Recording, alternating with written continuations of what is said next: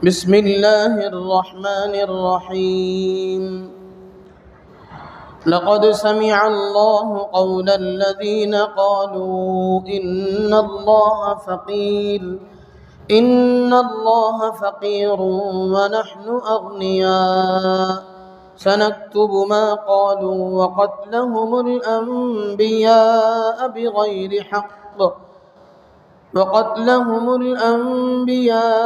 بغير حق ونقول ذوقوا عذاب الحريق ذلك بما قدمت أيديكم وأن الله ليس بظلام للعبيد. الذين قالوا إن الله عهد إلينا ألا نؤمن لرسول حتى يأتينا بقربان تأكله النار قل قد جاءكم رسل من قبلي بالبينات وبالذي قلتم فلم قتلتموهم إن كنتم صادقين. فإن كذبوك فقد كذب رسل من قبلك جاءوا بالبينات والزبر والكتاب المنير. كل نفس ذائقة الموت وإنما توفون أجوركم يوم القيامة فمن زحزح عن النار وأدخل الجنة فقد فاز وما الحياة الدنيا إلا متاع الغرور. لتبلون في أموالكم وأنفسكم ولتسمعن من الذين أوتوا الكتاب من قبلكم ومن الذين أشركوا أذى كثيرا وإن تصبروا وتتقوا فإن ذلك من عزم الأمور. صدق الله العظيم. لقد سمع الله قول الذين قالوا ان اللہ فقیر ونحن اغنیاء. بے شک اللہ تبارک و تعالی نے سن لی ان کی بات جنہوں نے کہا کہ اللہ فقیر ہے اور ہم مالدار. سنکتب ما قالوا ہم لکھ کر رکھیں گے ہم ان کی بات کو. وقتلهم الانبیاء بغیر حق اور جو انہوں نے انبیاء کا قتل کیا ناحق اس کو بھی لکھ کے رکھیں گے. وَنَقُولُ ذُوقُوا عَذَابَ الْحَرِيقِ اور ہم کہیں گے ان کو کہ چھکو آگ کا عذاب. ذَلِكَ بِمَا قَدَّمَتْ أَيْدِيكُمْ وَأَنَّ اللَّهَ لَيْسَ بِظَلَّامٍ لِلْعَبِيدِ اور یہ بدلہ اس کا ہے جو تم نے اپنے ہاتھوں آگے بھیجا اور اللہ ظلم نہیں کرتا بندوں پر. الذين قالوا ان الله عهد الينا الا نؤمن لرسول حتى ياتينا بقربان تاكله النار وہ لوگ جو کہتے ہیں کہ اللہ نے ہم کو کہہ رکھا ہے کہ ایمان نہ لائیں اور کسی رسول پر جب تک کہ وہ نہ لائے ہمارے پاس قربانی کہ کھا جائے اس کو آگ. قل قد جاءكم رسل من قبلي بالبينات وبالذی قلتم فلم قتلتموہم ان کنتم صادقین. تو آپ کہہ دیجئے کہ تم کتنے رسول مجھ سے پہلے نشانیاں لے کر آ چکنے اور یہ بھی جو تم نے کہا ہے اس کے بھی لے آنے کے باوجود پھر تم نے ان کو کیوں قتل کیا اگر تم سچے ہو. فَإِن كَذَّبُوكَ اگر یہ لوگ آپ کو جھٹلا رہے ہیں فَقَدْ كُذِّبَ رُسُلٌ مِّن قَبْلِكَ جَاءُوا بِالْبَيِّنَاتِ وَالزُّبُرِ وَالْكِتَابِ الْمُنِيرِ تو پہلے آپ سے پہلے بھی بہت سے رسول کو ان لوگوں نے جھٹلائے جو نشانیاں صحیفے اور روشن کتاب لے کر کے آئے. كُلُّ نَفْسٍ ذَائِقَةُ الْمَوْتِ ہر نفس کو ہر جی کو موت کا مزہ چکھنی ہے. وَإِنَّمَا تُوَفَّوْنَ أُجُورَكُمْ يَوْمَ الْقِيَامَةِ اور تم لوگ قیامت کے دن پورا بدلہ دیے جاؤ گے۔ فمن زحزح عن النار وادخل الجنہ فقد فاز، پھر جو کوئی دور کیا گیا دوزخ سے اور داخل کیا گیا جنت میں، بس وہ کامیاب ہے، اس کا کام تو بن گیا۔ وما الحیات الدنیا الا متاع الغرور، اور نہیں دنیاوی زندگی مگر چند روزہ، مگر تھوڑا سا دھوکے کا مال۔ لَتُبْلَؤُنَّ فِي أَمْوَالِكُمْ وَأَنفُسِكُمْ، یقیناً اللہ تبارک و تعالیٰ تمہیں آزمائیں گے مالوں میں اور تمہاری جانوں میں۔ وَلَتَسْمَعُنَّ مِنَ الَّذِينَ أُوتُوا الْكِتَابَ مِنْ قَبْلِكُمْ وَمِنَ الَّذِينَ أَشْرَكُوا أَذًى كَثِيرًا، اور یقیناً تم سنو گے اگلی کتاب والوں سے اور مشرکوں سے بدگوئی اور بہت ساری تکلیف دہ باتیں۔ وَإِن تَصْبِرُوا، اگر تم صبر کرو، وَتَتَّقُوا، اور پرہیزگاری اختیار کرو، فَإِنَّ ذَلِكَ مِنْ عَزْمِ الْأُمُورِ، تو یہ ہمت کے کاموں میں سے ہے۔ محترم بزرگوں، دوستو، یہ سورہ آل عمران کی آیت نمبر 181 سے 186 تک تقریباً 6 آیتیں ہیں۔ ان آیات میں اللہ تبارک و تعالیٰ نے مختلف مضامین بیان فرمائے، جن میں بطور خاص یہود کی شرارتوں کا تذکرہ فرمایا۔ مفسرین نے لکھا ہے کہ سب سے پہلی جو آیت ہے، لَقَدْ سَمِعَ اللَّهُ قَوْلَ الَّذِينَ قَالُوا إِنَّ اللَّهَ فَقِيرٌ وَنَحْنُ أَغْنِيَاءُ، اس کا شان نزول یہ لکھا گیا ہے کہ بیت المدارس نام کا ایک گھر تھا، ایک مدرسہ گویا کہ تھا یہودیوں کا، جس میں یہود کے بڑے بڑے ناگ، بڑے بڑے سردار قسم کے لوگ جمع ہوئے اور وہاں اسلام کے خلاف، رسول اللہ صلی اللہ علیہ وسلم کے خلاف اور اللہ کے خلاف آپس میں ایک دوسرے کے کان میں زہر گھولنے لگے۔ تو اس موقع پر حضرت سیدنا ابو بکر صدیق رضی اللہ عنہ کو پتہ چلا کہ اس طریقے کی باتیں وہاں ہو رہی ہیں۔ حضرت ابو بکر صدیق رضی اللہ عنہ بڑے رسوخ والے آدمی تھے، ان کو کسی جگہ داخل ہونے کے لیے کسی کی اجازت کی ضرورت نہیں تھی۔ وہ ایک دم سے وہاں داخل ہوئے اور وہاں دیکھا تو ایک فخاص نام کا ایک آدمی جو یہودیوں کا سردار سمجھا جاتا تھا، وہ لوگوں سے بہت ساری باتیں ایسی کہہ رہا تھا جو ہم مسلمانوں کے لیے تکلیف دہ تھی اور اللہ کی شان میں گستاخی کر رہا تھا۔ حضرت سیدنا ابو بکر صدیق رضی اللہ عنہ داخل ہوئے تو اسے اور مزہ ملا۔ اس نے کہا کہ مالدار تو ہم لوگ ہیں، تمہارا اللہ تو فقیر ہے۔ حضرت سیدنا ابو بکر صدیق رضی اللہ عنہ کے کان کھڑے ہو گئے۔ انہوں نے پوچھا کہ تو کیا کہہ رہا ہے؟ اس نے کہا کہ دیکھو، اگر تمہارا خدا فقیر نہ ہوتا اور ہم مالدار نہ ہوتے تو ہم سے قرض کا مطالبہ نہ کرتا اور ہم سے صدقہ و خیرات کی مانگ نہ کرتا، ڈیمانڈ نہ کرتا۔ اللہ تبارک و تعالیٰ نے مسلمانوں کو، انسانوں کو، وہ جو کچھ اللہ کے راستے میں خرچ کرتے ہیں اس کا جو بدلہ ان کو ملے گا وہ اتنا یقینی بدلہ ہے کہ وہ ایسا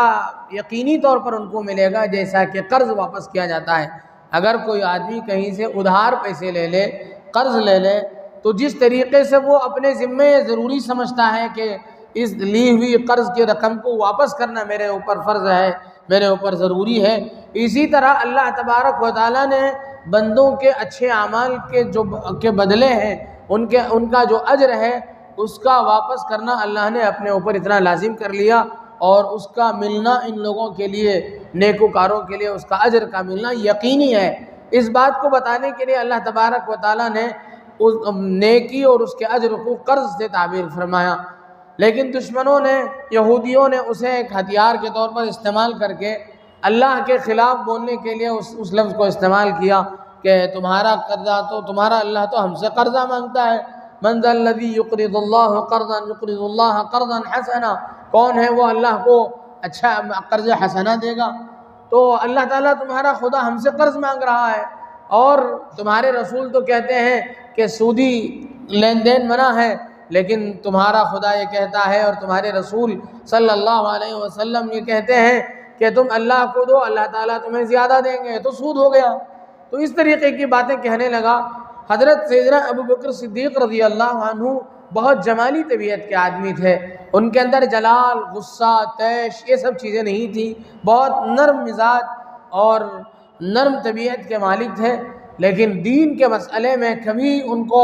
دین کے خلاف باتیں کبھی گوارا نہ ہوئی۔ ہر موقع پر جب بھی انہوں نے دین کے خلاف کوئی بات سنی تو ان سے رہا نہیں گیا۔ چنانچہ بہت سارے واقعات ایسے موجود ہیں، جیسے جب نبی کریم علیہ السلام اس دنیا سے تشریف لے گئے اور اس وقت بہت سارے فتنے کھڑے ہوئے، جن میں سے بعض لوگوں نے اسلام سے بعض لوگ برگشتہ ہو گئے، الٹے پیر پھر گئے، کچھ لوگوں نے زکوٰۃ کا انکار کیا اور کچھ مدعیان نبوت کھڑے ہو گئے۔ تو حضرت سیدنا ابو بکر صدیق رضی اللہ عنہ نے منکرین زکوٰۃ سے کہا کہ نبی کریم علیہ السلام کے زمانے میں جو آدمی اونٹ کے ساتھ نکیل دیتا تھا، اگر وہ اب اونٹ دینے کے لیے تو تیار ہے لیکن نکیل دینے کے لیے تیار نہیں ہے تو میں اتنی کمی بھی برداشت نہیں کر سکتا ہوں، اور کہا، اور وہ جملہ تاریخی جملہ حضرت سیدنا ابوبکر صدیق نے ارشاد فرمایا جو ہمارے لیے ہم سب کے لیے ایک ریکارڈ ہے، فرمایا اَيُنْقَصُ الدِّينُ وَأَنَا حَيٌّ، کہ میرے جیتے جی ابوبکر زندہ رہے اور دین میں کسی قسم کی کمی ہو جائے یہ برداشت نہیں ہے۔ تو حضرت سیدنا ابوبکر صدیق رضی اللہ عنہ دین کے مسئلے میں اصلاً تو فطرتاً تو نرم طبیعت کے مالک تھے، لیکن دین کے مسئلے میں بڑے حساس تھے۔ ایک مسلمان کو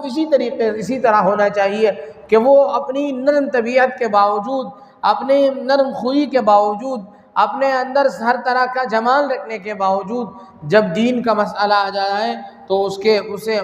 اندر حساسیت ہونی چاہیے۔ دین کے مسئلے میں وہ کوئی کسی بھی قسم کی کم و کاست کو برداشت نہیں کرنا چاہیے۔ تو یہ بات حضرت سیدنا ابوبکر صدیق رضی اللہ عنہ کو بہت ناگوار گزری، جو اس نے کہا کہ اللہ تعالیٰ تمہارا خدا تو قرض مانگ رہا ہے۔ حضرت روایات میں آتا ہے کہ حضرت سیدنا ابوبکر صدیق نے اس بدبخت کے چہرے پر ایک چانٹا رسید کیا، بہت زور سے ایک تماچا مارا اس کو۔ وہ چونکہ جمالی طبیعت کے مالک تھے اور ان لوگوں کو ایک بڑا ایک موقع تھا کہ چھوٹی چھوٹی صحابہ کی طرف سے جو کچھ کمیاں ہوتی تھی اسے رسول اللہ صلی اللہ علیہ وسلم کے پاس پہنچ کر شکایت کے طور پر پیش کرتے تھے کہ دیکھو آپ اپنے صحابہ کے بارے میں بہت اونچی باتیں کرتے ہو، تمہارے صحابی نے ہمارے آدمی کو تماچا مار دیا۔ تو یہ فخاس نام کا آدمی رسول اللہ صلی اللہ علیہ وسلم کے دربار گوہربار میں حاضر ہوا اور اس نے کہا کہ یا رسول اللہ، یہ دیکھو، اے محمد، یہ دیکھو تمہارے آدمی نے ہمارے ساتھ ایسی بدتمیزی کی۔ آپ نے پوچھا کہ کیا ہوا؟ تو حضرت سیدنا ابوبکر صدیق رضی اللہ عنہ نے فرمایا کہ یا رسول اللہ اس طرح کی بات ہوئی تھی، اس نے اللہ کے خلاف ایسی بات کی تو میرے لیے یہ بات ناقابل برداشت تھی، تو میں نے اسے تماچا مار دیا۔ تو اس نے عادت کے مطابق یہودی نے اپنی زبان سے کہہ دیا کہ ہرگز میں نے ایسا نہیں کہا، یہ جھوٹ ہے۔ تو اسی وقت حضرت سیدنا ابوبکر صدیق رضی اللہ عنہ کی تائید میں اللہ نے سورہ آل عمران کی یہ آیت نمبر 181 نازل فرمائی، جس میں اپنے صحابی اور اپنے نبی کے نائب کی تائید فرمایا لَقَدْ سَمِعَ اللَّهُ قَوْلَ الَّذِينَ قَالُوا إِنَّ اللَّهَ فَقِيرٌ وَنَحْنُ أَغْنِيَاءُ۔ اللہ تبارک و تعالیٰ نے اس انسان کی بات سن لی جس نے کہا کہ اللہ فقیر ہے اور ہم مالدار ہیں۔ سَنَكْتُبُ مَا قَالُوا، ہم یقیناً ان کی بات کو ریکارڈ میں رکھیں گے۔ اللہ کے ہاں اصل چیز تو یہ ہے کہ ریکارڈ ہے، اور اصل ہمارا سب کچھ آخرت ہے۔ دنیا میں جو کچھ ہوتا ہے، جو کچھ بدلے ہوتے ہیں، ان کی کوئی اصلیت نہیں ہے، یہ تو معمولی سی بات ہے۔ اس کی دنیا کی ہر چیز بہت کم وقت کے لیے ہے، تفصیلات آگے آئیں گی۔ تو اللہ تبارک و تعالیٰ نے فرمایا کہ ان کی بات ریکارڈ میں رکھ لی گئی ہے۔ اب اللہ تبارک و تعالیٰ جب قیامت میں پیشی ہوگی تو اسے اس کا اظہار فرمائیں گے۔ اور اب آگے اللہ نے فرمایا کہ ان کے اس نامناسب حرکت کو بھی لکھ لیا گیا ہے، اور اس سے پہلے جو ان کے بڑوں نے بہت ساری جو نازیبہ حرکتیں کی تھی وہ ریکارڈ بھی ہمارے پاس ہے۔ اب سوال یہ پیدا ہوتا ہے کہ حضرات انبیاء کرام علیہم السلام کو قتل کی جو بات تھی، حضرت زکریا علیہ السلام اور حضرت یحییٰ علیہ السلام، اور جن انبیاء کرام علیہم السلام کو ان کے ماننے والوں میں سے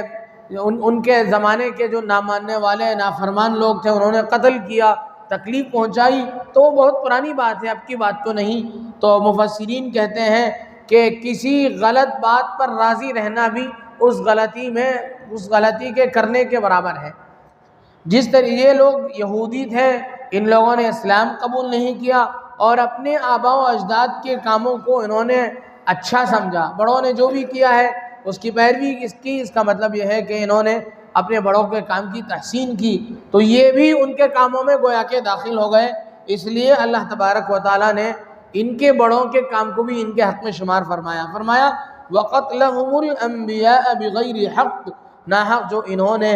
انبیاء کرام علیہم السلام کو قتل کیا، ہم نے اس کو بھی اپنے ریکارڈ میں جمع کر لیا ہے۔ فرمایا وَنَقُولُ ذُوقُوا عَذَابَ الْحَرِيقِ، ایک وقت آئے گا ہم ان کو کہیں گے کہ تم جلتے آگ کے عذاب کو چکو۔ ہم ان سے کہیں گے یہ کیوں ہوگا؟ یہ ہماری طرف سے ظلم نہیں ہوگا۔ اللہ تبارک و تعالیٰ اپنے بندوں پر ظلم کرنے والے نہیں ہیں، اللہ تعالیٰ برابر سرابر عذاب دینے والے ہیں، بلکہ وَرَحْمَتِي وَسِعَتْ كُلَّ شَيْءٍ، اللہ کی رحمت اللہ کے عذاب کے مقابلے میں بہت بڑی ہے، بہت ساری چیزوں کو اللہ تبارک و تعالیٰ معاف کر دیتے ہیں۔ وَيَعْفُو عَنْ كَثِيرٍ، قرآن میں کہا گیا کہ اللہ تعالیٰ جو کچھ لوگوں کو ملتا ہے، مَا أَصَابَ مِن مُّصِيبَةٍ فَبِمَا كَسَبَتْ أَيْدِيكُمْ، جو کچھ انسانوں کو بدلہ دیا جاتا ہے وہ ان کے اپنے ہاتھوں کی کرتوت کا نتیجہ ہے۔ اور آگے فرمایا وَيَعْفُو عَنْ كَثِيرٍ، بہت سی غلطیاں تو ایسی ہیں تم لوگوں کی، ہم نے اسے معاف کر دیا، اس کا بدلہ ہی نہیں دیا، نہ قیامت میں دیں گے، ہم معاف کر دیں گے بہت ساری باتوں کو۔ تو فرمایا ذَلِكَ بِمَا قَدَّمَتْ أَيْدِيكُمْ، ان کو قیامت کے دن آخرت میں عذاب کا دیا جانا اس وجہ سے ہوگا کہ انہوں نے ایسے کام کیے، ان کے اعمال کی بدولت ہوگا۔ وَأَنَّ اللَّهَ لَيْسَ بِظَلَّامٍ لِّلْعَبِيدِ، اور یہ بات جاننی چاہیے کہ اللہ تبارک و تعالیٰ اپنے بندوں پر ظلم کرنے والے نہیں ہیں۔ آگے فرمایا الَّذِينَ قَالُوا إِنَّ اللَّهَ عَهِدَ إِلَيْنَا أَلَّا نُؤْمِنَ لِرَسُولٍ حَتَّى يَأْتِيَنَا بِقُرْبَانٍ تَأْكُلُهُ النَّارُ، یہ بھی یہودیوں کی ایک سازش تھی، ایک شرارت تھی۔ یہود نے اللہ کے رسول صلی اللہ علیہ وسلم سے اس بات کا مطالبہ کیا کہ جس طریقے سے پچھلے انبیاء کرام علیہم السلام اور سابقہ میں پورا پچھلی امتوں میں یہ بات تھی کہ آدمی جب کوئی اللہ کے دربار میں کوئی قربانی پیش کرتا تو اس کی شکل یہ ہوتی تھی کہ آدمی اپنے صدقات کو، اپنی قربانیوں کو لے جا کر کے پہاڑ کی چوٹی پر رکھ دیتا،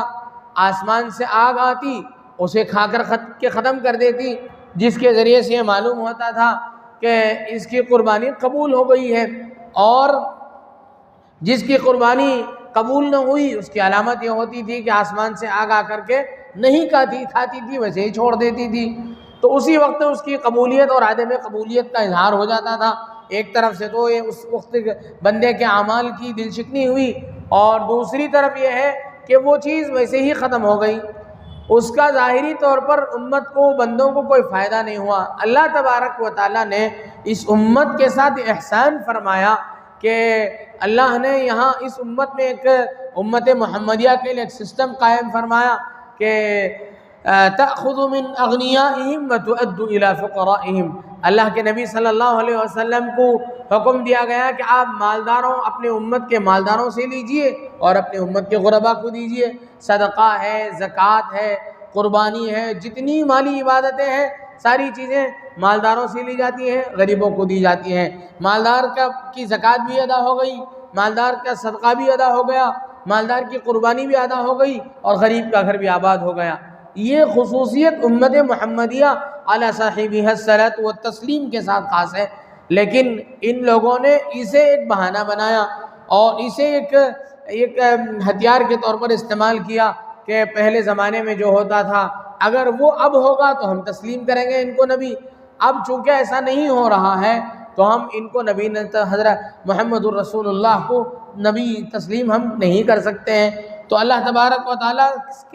کے اوپر انہوں نے ایک طرح سے الزام لگایا کہ اللہ نے ہم سے وعدہ کیا ہے، کہتے ہیں وہ الذین قالوا، اللہ تبارک و تعالیٰ نے فرمایا کہ وہ جو لوگ کہتے ہیں کہ ان اللہ عہد الینا، اللہ نے ہم سے عہد لیا ہے، اللہ نے ہمیں تاکید کر رکھا ہے، اللہ نؤمن لرسول حتی یأتینا بقربان تأکلہ النار، یہاں تک کہ ہم یقین نہ کریں کسی رسول پر جب تک کہ وہ ہمارے پاس قربانی پیش کرے اور اس کو آگ آ کر کے کھا لے۔ ان سے کہہ دیجئے، نبی علیہ السلام سے اللہ تبارک و تعالیٰ نے فرمایا، ارے آپ ان سے کہہ دیجئے، ان بیوقوفوں سے جس زمانے میں انبیاء کرام نے یہ سب کر کے دکھایا، بلکہ اس کے علاوہ بھی بہت ساری نشانیاں انبیاء کرام علیہ السلام نے پیش فرمائی۔ بہت سارے انبیاء کرام علیہ السلام کے معجزات کو قرآن میں شمار کیا گیا۔ حضرت موسیٰ علیہ السلام کے معجزات پہ ایک تفصیلی تذکرہ قرآن کریم میں موجود ہے۔ تو بہت ساری کھلی نشانیاں اور اللہ کی کتاب ان لوگوں کو سنانے کے باوجود انہوں نے نہیں مانا، یہ ان کی ضد ہے، ان کی ہٹ دھرمی ہے، باقی یہ سب چیزیں ان کے بہانے ہیں، یہ بہانے تلاش کر رہے ہیں۔ آپ فرمایا، آپ کہہ دیجئے ان لوگوں کو، قد جاءکم رسل من قبلی بالبینات وبالذی قلتم، کہہ دیجئے کہ تمہارے پاس مجھ سے پہلے بہت سے رسولوں نے بڑی نشانیاں لے کر پہنچے رسول، اور یہ بات بھی یعنی قربانی والی بات بھی جو تم کہتے ہو، فَلِمَ قَتَلْتُمُوهُمْ، پھر تم نے ایک تو یہ ہے کہ انبیاء کی بات نہیں مانی، اوپر سے کریلا نیم چڑھا یہ ہوا کہ تم نے ان کو قتل بھی کر دیا۔ فَلِمَ قَتَلْتُمُوهُمْ إِن كُنتُمْ صَادِقِينَ، اگر تم سچے ہو اپنے اس وعدے میں کہ نشانیاں ہمارے سامنے پیش کر دی جاتی، قربانی کا مسئلہ ہمارے سامنے پیش ہو جاتا تو ہم مان لیتے، اگر یہ بات سچی ہوتی تو پہلے کیوں نہیں مانا، اب کیوں بہانے تلاش کر رہے ہیں اسے رکھ کر کے؟ فرمایا فَإِن كَذَّبُوكَ، اب اس میں تسلی دی جا رہی اس آیت میں رسول اللہ صلی اللہ علیہ وسلم کو، اے اللہ کے رسول، اے محمد، ان کذبوک، اگر یہ لوگ آپ کو جھٹلا رہے ہیں تو کوئی نئی بات نہیں ہے، کذب رسل من قبلک، قد کذب رسل من قبلک، آپ سے پہلے بہت سے رسولوں کو یہ جھٹلا چکے ہیں، جاءوا بالبینات، جو کھلی نشانیاں لے کر کے آئے تھے،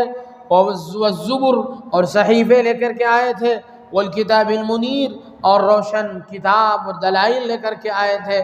آخر میں فرمایا کل نفس ذائقۃ الموت، بس یہ ہے کہ یہ دنیاوی زندگی ہے، اس میں ان لوگوں کو آپ کی اور اللہ کی مان لینی چاہیے، اس لیے کہ یہ دنیاوی زندگی ایک نہ ایک دن ختم ہونے والی ہے، ہر نفس کو موت کا مزہ چکھنی ہے، دنیا ختم ہو جائے گی، آدمی کوئی انسان کوئی جاندار دنیا میں ایسا نہیں آیا اور نہ آنے والا ہے جو اس دنیا میں ہمیشہ رہ جائے، بلکہ دنیا میں اگر کوئی شخصیت ایسی تھی جس کو ہمیشہ کی زندگی ملنی تھی تو محمد الرسول اللہ صلی اللہ علیہ وسلم کی ذات اقدس تھی۔ جب آپ کو زندگی کی دوام ہمیشہ کی زندگی نہیں دی گئی تو کوئی انسان کوئی جاندار ایسا دنیا میں نہ تھا نہ ہے نہ ہوگا کہ جس کو ہمیشہ کی زندگی دی جائے، بلکہ ہر نفس کو موت کا مزہ چکھنا ہے، اور انما توفون اجورکم یوم القیامہ، تم لوگوں کو قیامت کے دن پورا بدلہ دیا جائے گا۔ آگے فرمایا دنیاوی زندگی میں محنتیں کرنے کے بعد، دنیاوی زندگی کو کامیاب بنانے کے بعد، اللہ کی اطاعت اور رسول کی اطاعت کے مطابق زندگی گزارنے کے بعد،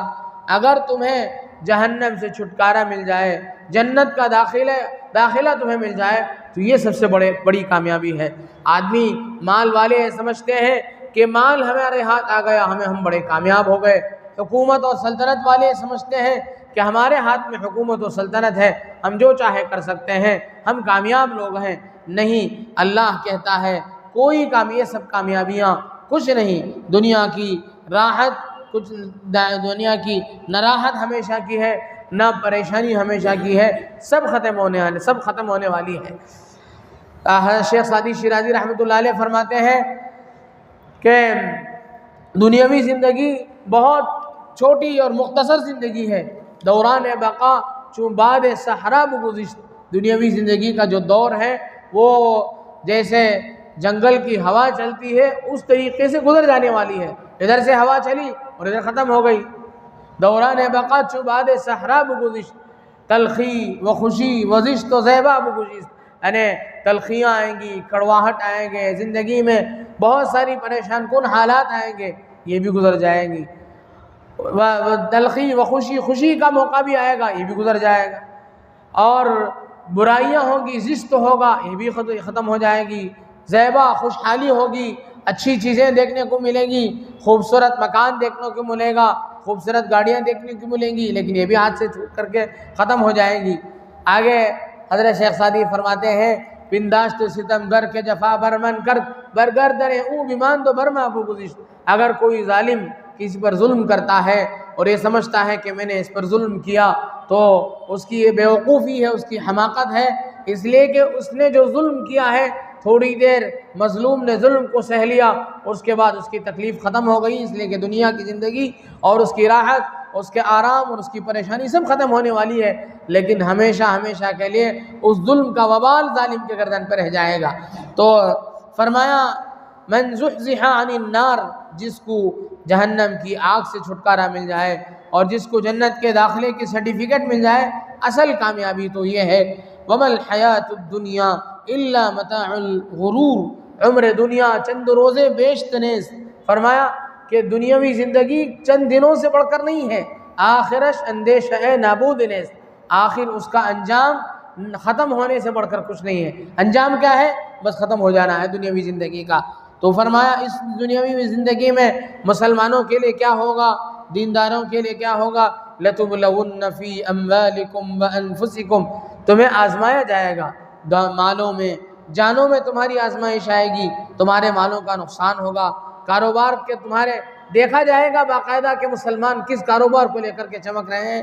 دشمنان اسلام دشمنان مسلمین اسی پر ہاتھ ڈالیں گے۔ آج ہم دیکھ رہے ہیں دنیا میں کیا ہو رہا ہے، باقاعدہ نوٹ کیا جا رہا ہے کہ کس کاروبار کی بنیاد پر مسلمان دنیاوی ترقی حاصل کر رہا ہے، اسی کو نشانہ بنا کر کے اس میں باقاعدہ کیڑے نکالے جا رہے ہیں اور اسے ختم کرنے کی کوشش کی جا رہی ہے۔ فرمایا لَتُبْلَوُنَّ فِي أَمْوَالِكُمْ، یہ تو ہمیں پہلے سے کہہ دیا گیا، ہم میں مال کی آزمائش و پریشانیاں ہمیں آئیں گی، وَأَنفُسِكُمْ، ہمیں ہمارا جانی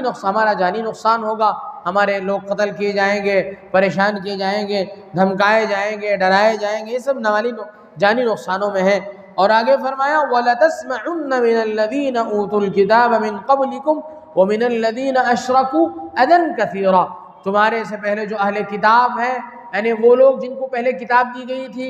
اہل کتاب جن کو کہا جاتا ہے اس زمانے میں بھی یہود و نصارہ ہیں، ان کی طرف سے بھی اور مشرکین کی طرف سے بھی اے مسلمانوں تمہیں بہت سی تکلیف دہ باتیں سننے کو ملے گی۔ کوئی کہے گا تم جہادی ہو، کوئی کہے گا تم باہر کے ہو، تم یہاں کے نہیں ہو، تم وہاں چلے جاؤ، فلاں علاقے کو چلے جاؤ، تم یہاں ہجرت کر کے یہاں آئے تھے، تم اصل یہاں کے باشندے نہیں ہو، طرح طرح کی باتیں ہمارے اوپر کہی جائیں گی، طرح طرح کے فقرے کسے جائیں گے۔ تو یہ سب چیزیں ہمیں پہلے ہی بتلا دی گئی۔ اگر کسی کو یہ بتلا دیا جائے کہ تمہیں جب امتحان حال میں تم جاؤ گے تو اس طریقے کی باتیں ہوں گی، تمہیں کوئی اچانک آ کے کھڑا کر کے پوچھے گا کیا رکھا ہوا ہے پیڑ کے نیچے، کیا کاغذ میں لکھے لایا ہے، یہ سب چیزیں پوچھی جائیں گی تو اب بچہ الرٹ رہتا ہے، یہ سب چیزیں آئیں گی جائیں گی، کوئی آئے کھڑا ہو جائے تو ڈرے گا نہیں، پریشان نہیں ہوگا۔ تو اسی طریقے سے اللہ اور اس کے رسول نے جو پیشین گوئیاں دی ہیں کہ تم پر آزمائشیں آئیں گی، مالی بھی جانی بھی، ڈرایا بھی جائے گا، دھمکایا بھی جائے گا، یہ سب چیزیں پہلے ہی جب بتلا دی گئی ہیں تو ہمیں ان سب چیزوں سے پہلے ہی ذہنی طور پر تیار رہنا چاہیے کہ جو کچھ حالات آ رہے ہیں پہلے سے اس کی اطلاع تھی ہمیں، یہ کوئی نئے حالات نہیں، ایسا نہیں ہے کہ اچانک سے سب چیزیں آ گئیں، ہمارے اللہ نے اور اس کے رسول نے ہمیں اس کی پہلے سے پیشگی اطلاع دے رکھی ہے۔ آگے فرمایا ان تصبروا وتتقوا فإن ذلك من عزم الامور، اگر تم نے صبر کیا اور تقوی اختیار کیا تو یقیناً یہ ہمت کے کاموں میں سے ہے۔ تو یہ چند آیتیں ہوئیں سورہ آل عمران کی جس میں یہ اس کا مختصر سا خلاصہ ہوا۔ اللہ تبارک و تعالیٰ سے دعا ہے کہ اللہ تبارک و تعالیٰ جو باتیں اس آیات کے ذیل میں کہی گئیں، کہنے والے کو بھی سننے والوں کو بھی عمل کی توفیق نصیب فرمائے۔ آمین۔ وآخر دعوانا الحمد للہ رب العالمین۔